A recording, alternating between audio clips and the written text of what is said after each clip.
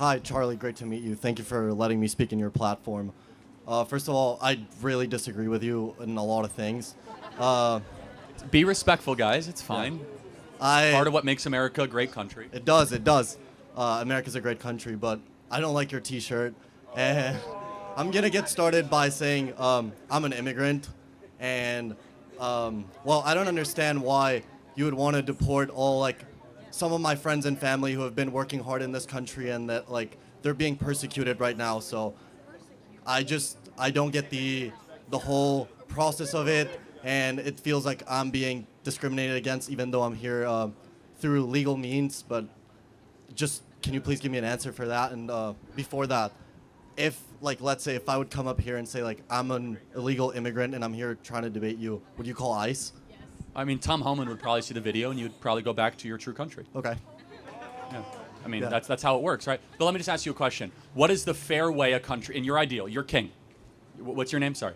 I'm Claudio, sir. Yeah, Claudio. And this is just a thought exercise, but it's very revealing. You are king, and you find out that there are 30 million uninvited people in your country. What do you do with them? Oh, in this case, I try to find the most humane way of sending them back to our country. But first of all, I want to say that's what we're doing. Wait, let me just say something. That's what we're doing. Let me just say King something. Claudio. Yeah. Long live the king. Bro, I'm not a dictator at all. But Of course, I'm Yeah, saying yeah, yeah. it's a helpful thought no, exercise. I get it. And all I'm saying is, you were talking about in the past couple of people that came up here, America first, trying to get the best for our country, and increasing the productivity and getting us to be the best country possible. Which I agree. I love this country, but a lot of this country is built on illegal immigrant labor, and it's definitely a bad means, but it's been a good result somehow. I'm sure you know people, you have friends from home that own businesses that employ these types of people that are very productive and very, very honest and just hardworking, trying to get a better life. And a lot of those people are very close to me, so it's just a very heartbreaking situation for me, but I understand. Okay, yeah, but I mean, and you gave the answer if you were in charge. I guess this is another important question. What should the punishment be then if you break into somebody else's country uninvited and stay there without welcome? Well, I don't know what the punishment should be. I'm not a lawyer. No, but that's okay. I'm just yeah. asking. Totally. Yeah. Here's our position: is that it is against federal law to come into America, right? True. You're not allowed to come into the country without invite. So that's against the law. So if we can do one of two things, and there's very little in the middle. There's some nuance, but we can say we are not going to enforce the law because we're just going to say that doesn't matter, or we could say, look, the law is blind, and when you break the law, it must apply to all people. Now, I think you're a little different, because I don't want you to loop in. So what country did you emigrate from? Are you going to discriminate against me? No, I'm actually not. I'm going to do the opposite, actually. Yeah. What I'm curious. I'm Mexican. Okay, fine. But you came here legally, correct? I did, sir. Okay, yeah. great. Well, if I didn't, you'd be calling the police when you... No, but it's not a racial thing. If you were Polish and you overstayed a visa, then you should be... But hold on. You followed the rules. So you're exempt. Mm-hmm. The people that you know didn't follow the rules. True. So I divide America not into Mexican and white and Hispanic and white, into rule follower and rule breaker. Yeah. And so when someone breaks our rules, there must be justice done. Yeah. There must be a punishment. And the most humane way is you go back to your country of origin. We'll do it humanely. We'll do it correctly. But if you are not invited into a home, into a dorm room, into a living room, the standard applies to an entire country. Now, to your point, you might be right. There might be some economic disruption. However, you know what happens if you have economic disruption in the labor pool? Wages are going to go up. And you guys are going to see your wages go up. Yeah, but who is going to occupy those jobs? So this is a little bit insulting. I don't think you mean it this way. That illegal immigrants are nothing more than just kind of these are my people. So how could I be insulting them? Yeah. I'm even defending. I don't think you mean it this way. Yeah. But broadly, when we talk about immigration, there's a talking about well, who's going to pick your grapefruits and who's going to serve you Chipotle? You've probably heard this before, right? Yeah, I have. Yeah. Yeah. Who's going to clean your hotel room? It's us. Yeah. But hold on. Embedded in that is kind of a really derogatory. That's they're kind of just like a permanent serf class here to serve us. I think that's really creepy and weird. Actually, these are human beings. They're more than just kind of economic utility. Yeah. No, but in the history of the U.S., we first had the Italian and Polish immigrants, and they first served those jobs, and then they became economically sufficient, but and they were welcomed. True. And they but were, it was a different time in history. Like, of course, but yeah. I suppose the broader question is one of justice, which is that to what should a country do when your sovereignty has been so massively violated for a long period of time? And a country seeks to be a country, becomes something else. It becomes a colony, or it becomes just kind of a random area if a country does not have loyalty to its own people. And if it has loyalty to foreigners or to an oligarchy, it ceases to be a country. So it's not the most popular argument. Well, actually, the American people voted for it, and it sounds cruel, but it's very simple. It's like, look, this is not against any of you personally, but you have to have the law be the first and last ushering of what a government does in this situation. And by the way, what I was saying about you, I'm getting back to you. You deserve to be applauded because you guys followed the rules.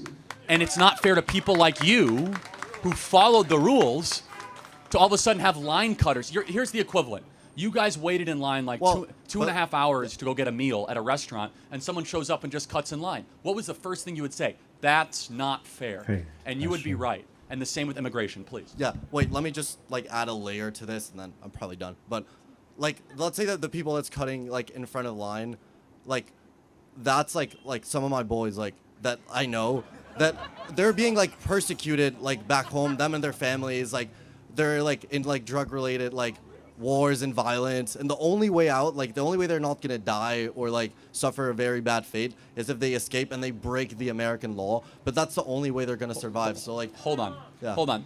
Two thoughts on this. Number one, if that is correct, we have a special asylum status that they could seek legally at a port of entry, that they could go through a whole process. Yeah, but if they're being persecuted, don't they not deserve? But wouldn't it be justified to cut the line? No. Okay. Secondly, well, it might be justified in their mind, but it's not justified in the rule administrator's mind to make exception for it.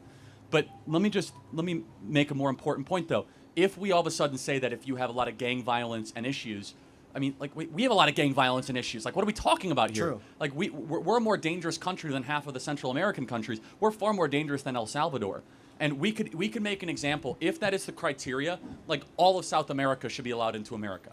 Basically, I mean, the idea is that at some point you have almost no standard whatsoever, and instead, here's my perspective. We should empower those people to go fix their own country. We should empower them to go make El Salvador great again, which is a great country now. Okay. Nicaragua, Honduras. Yes, please, final thought. So wouldn't like a good way to start is like trying to lower the demand for drugs in America, because a lot of the drugs that are like being produced and being fought over in South America are going to be supplied to the U.S. for American consumers. Yeah, so how would you recommend lowering demand? I have no idea. Like, what would you do? Or like, I don't know. I mean, demand and supply are two different issues, right? True. I mean, the first part of demand is that way too many people get into, and I talked to my earlier point, they get into a thought pattern that substances are going to bring me flourishing, which I think is wrong. But yes, I think, the drug cartels are richer than ever before, and we have more drugs legalized than any time in the last 40 years. So something doesn't fit. So obviously drug legalization is not impoverishing them. The biggest way, though, that we stop these third world countries from being, tin pot despotic dictatorships is we have to stop subsidizing their oligarchy through foreign aid. And then, yes, you're right, the Chinese Communist Party is pumping tons of money into these countries. But finally, and I know this sounds a little bit cruel, is that I care far more about the suffering of Americans than the suffering of other people's countries first. I would too, yeah. And you have to. Yeah. You have to look after your own people. You have to draw the line. And it's the old adage, right, guys? If your plane is going down, what do they tell you to do first? You put your mask on first, and then the mask on the person that might not be able to put a mask on, an infant or someone that might be infirmed. It's the same way as a country. We need to put our own oxygen mask on first, and then we can worry about helping other people. Thank you so much. I appreciate it. Thank you. Can I get a hat? This is another video, talking about illegal immigration. So tell me, where is the lie here? This is someone that has constantly supported constantly supported the betterment of America. I think people that will hate Charlie Kirk in this video are illegal immigrants or people that are planning to break the law, because we feel like Charlie Kirk is exposing their loophole. And I feel like this is a guy that loves his country and wants things to be done the right way. So why then are people making it look like he's a bad man for trying to put his country first? And he even said it here. He said what he wants is for the betterment of America. If you are in a plane that's about to crash, what they advise you to do is put on your marks first before you help the next person. You have to make your country great before you look out for the next country. Let's forget about country. In your household, let's say people are coming outside, they are asking for food, and you have a lot of food or a little portion of food. What you do is you reserve what your family will eat. Then the excess, you give it out to strangers so that they can survive too. Because you are not going to go hungry simply because you're trying to feed everybody outside. You have to make sure you put your family well-being first before any other person. And that is common sense. I just love his approach towards things. You see, this is what he said. If you disagree with me, pick up the mic and debate me. That is it. This is common sense. Every other person will want the same thing. We want the betterment of their country. So what is Charlie Kirk doing different? He's a man that speaks for his country, that loves his country. So tell me, what is it doing different that people will not do for their country? Except people are trying to hide the truth. You understand? They're trying to feel like this man is talking too much. He's trying to expose too much. He's trying to do this. But if you look at it critically, everything Charlie Kirk is saying is right. He said, follow through the right process. There are so many. We are all human. If we are going to, let's say, I noticed this in my country. If you want to board a car, people line up. Let's say if you're using a public transport and the first car that is coming will not be enough to take everyone, you line up. So when the next car comes in, you go according to your line. So just imagine someone cutting the line simply because they are in a hurry. How will you feel? Especially maybe you've waited there for like 30 minutes to an hour waiting for your turn. You will be upset. So that is what Charlie Kirk is saying. Follow the right process. There's no point cutting the line. If you are allowed in the country, you'll be allowed. And he said that when you enter illegally, there are certain kind of work you can do because of your status in the country. But when you enter through the right process, you are free. You have that confidence to do whatever you want to do because you know that you are in the country the right way. Anyway, let me know what you think in the comment section. If it's the first time visiting the channel, click on the subscribe button. Thanks for watching and remain blessed.